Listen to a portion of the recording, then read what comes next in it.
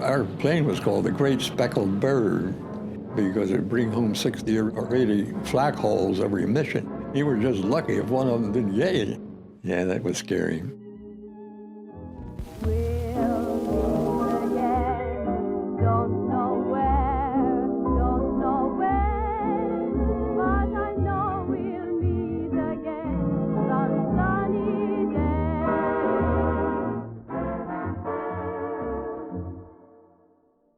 My name is Dr. Tom Fitzpatrick III. My rank was Tech Sergeant, 5 stripes, 3 up, 2 down. I was in the Red Devil Squadron, the 96th Squadron of the 2nd Bomb Group. I was born in 1924 out here in Springfield Township, where I've resided now for 98 years. I used to hunt rabbits right where these houses are built now. During the Depression years, I put a lot of food on the table. A couple of pheasants for Sunday dinner. That was quite nice. But, you know, things picked up in the late 30s. My father was a machinist, and he working for a company that was engaged in war work, you know. So I was actually a senior in high school. I was jerking sodas in the local drugstore Sunday afternoon when the news came over the radio that Pearl Harbor had been attacked.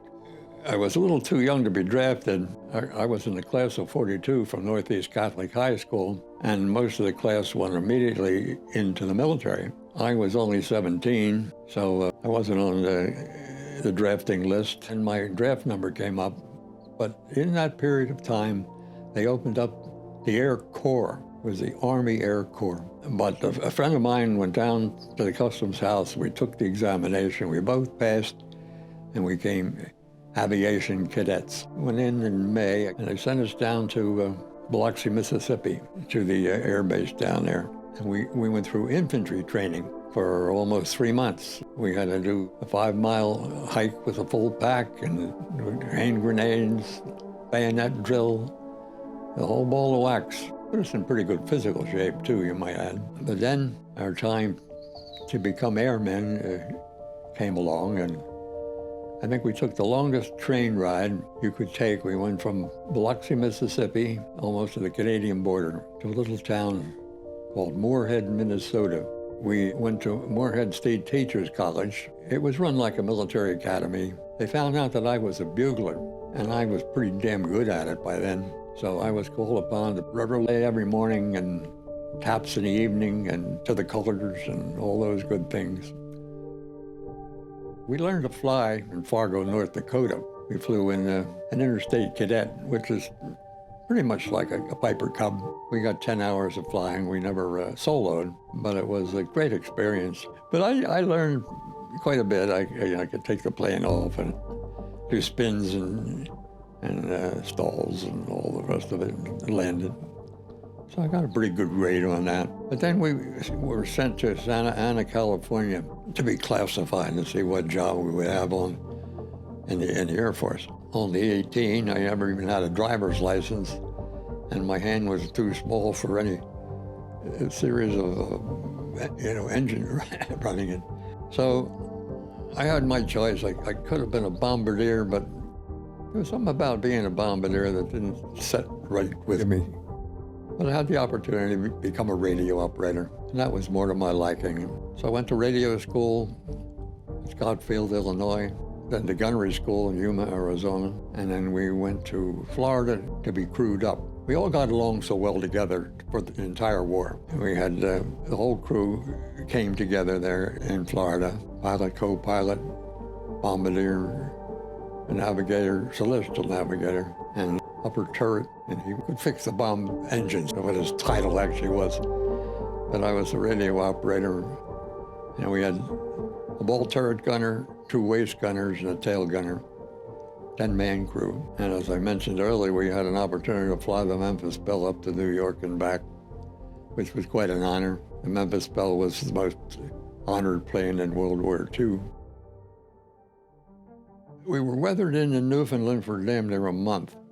It was around Thanksgiving time. They had about 6 foot of snow, and we needed a tailwind to get us across the ocean those days. And finally, we took off not too long after that. They woke us up at 4 o'clock one morning and said, "You're good to go."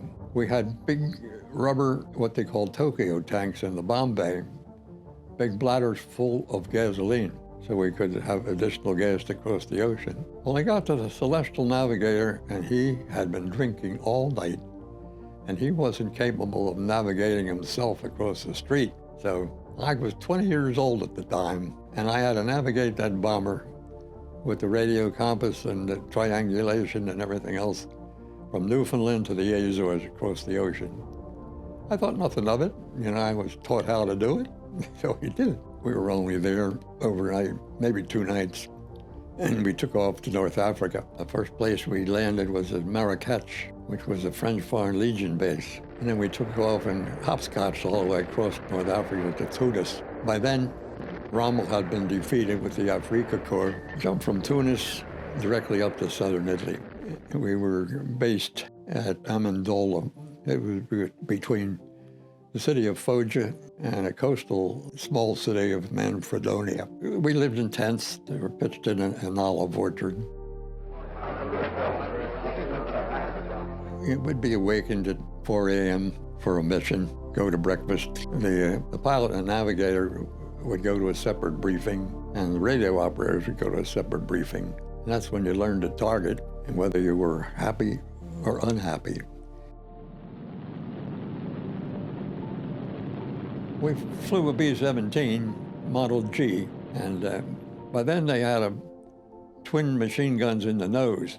Before that, they did not. But my job was radio contact with the home base, but radio silence once we got into enemy territory. Although I had to, continually listen, and then I sent the bomb strike report back to headquarters. The bombardier would give me a bomb strike report, and I had to send that immediately back.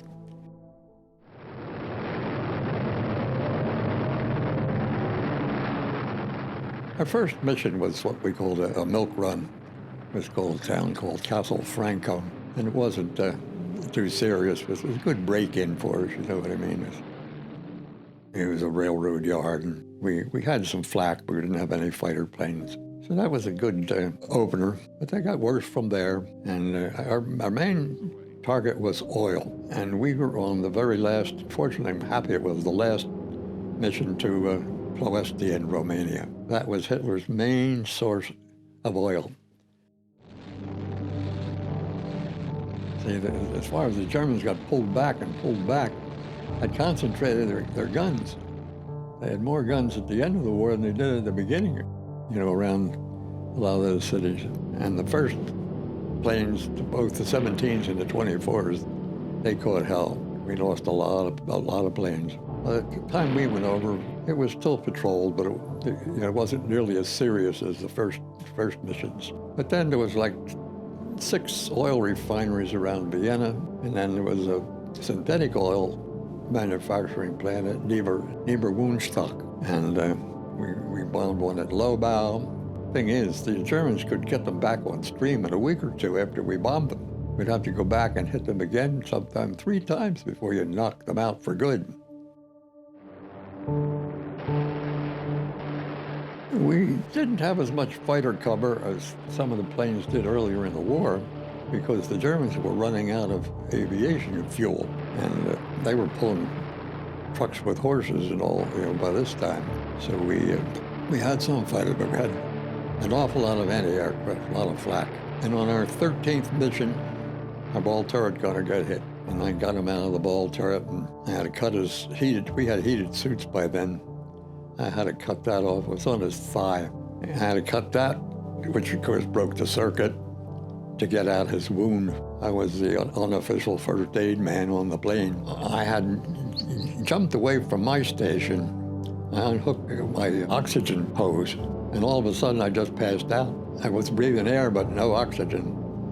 So the left waist gunner, we had walk-around bottles that supplied oxygen. You could just plug your hose into the walk-around bottle, and I came to immediately. But I got Joe into his name was Joe Martin. I got him into the radio room and dressed his wound, and he wasn't in any particular pain, although he was very scared. So we weren't too far into enemy territory by then, and the pilot was able, once we crossed the Alps, he could let down into a warmer climate and get down around 10,000 feet. So we didn't need the heated suits so much. But we got back to the air base, and the top turret gunner had to fire a red flare to let them know the tower we had wounded aboard. And they sent us not from where we took off, but what they called Foggia, Maine, the Maine Air Force, right next to the hospital. We had commandeered an Italian hospital. It was the 61st Station Hospital. So we landed, and the ambulance followed us down the runway, and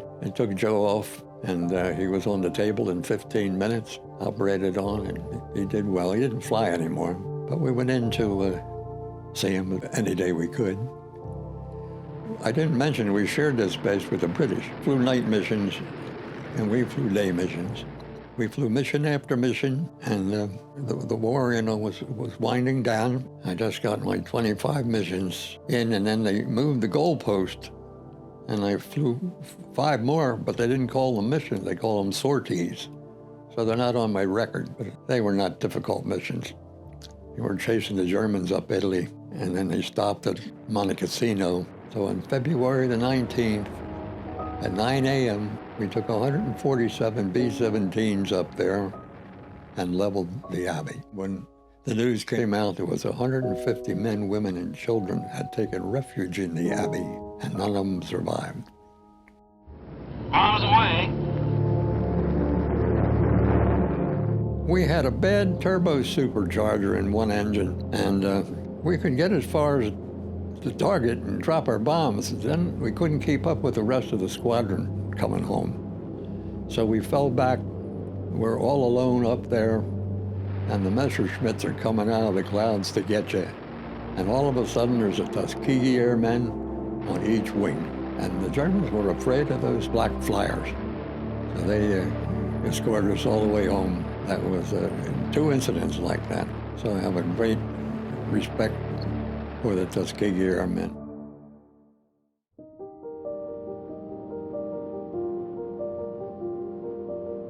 They had what they called the 88. That was 4 cannons in a row, and it was like a pom-pom.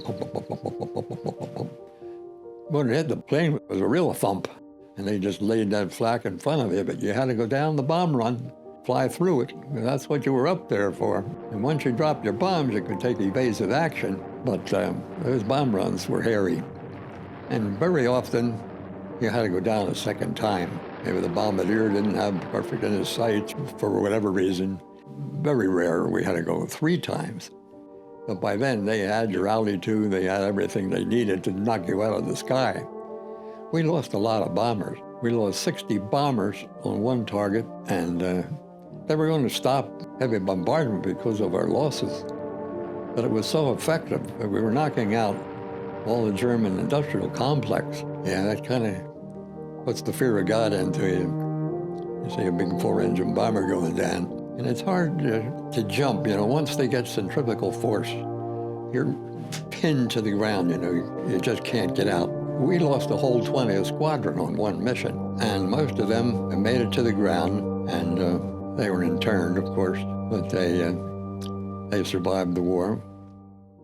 3 weeks before the war ended, they scheduled a mission to Berlin. Now, the 8th Horse out of England had leveled everything in Berlin, but they heard that the Opel automobile factory was making tanks. So what did we care about tanks? They didn't have enough gasoline to put the Luftwaffe in the air. They wouldn't have enough to run these tanks. But they took the whole 2nd Bomb Group, 7-hour flight to Berlin, and we lost 2 crews 3 weeks before the end of the war. The invasion of southern France, we went into Marseille, a Battle of the Apennines, the Battle of Foggia, the Battle of Rome, of course, the Monte Cassino thing, and then the Battle of the Rhine. That was the big one. That was all of Europe, At the end of the war, I was the only one on the crew that had enough points to get out. I had 96 points because I had won the Air Medal 3 times. I was in 5 major battles, and I had 5 Bronze Battle Stars, and so I had enough points to get out. They actually offered me a commission if I stayed in, and I saw that free college education on the horizon. And I got out as soon as I could, and then after that, I waited till the semester rolled around, and I enlisted at Penn State for my undergraduate work. got a bachelor's degree, and then I went to the University of Maryland for my master's degree. This was all in biochemistry, microbiology, and bacteriology. When I talk in school, I try to impress on the kids to appreciate the fact that they have freedom. You know, they say freedom is not free. Don't take everything you've got today just for granted. So that about winds it up, but the B-17 would bring you home.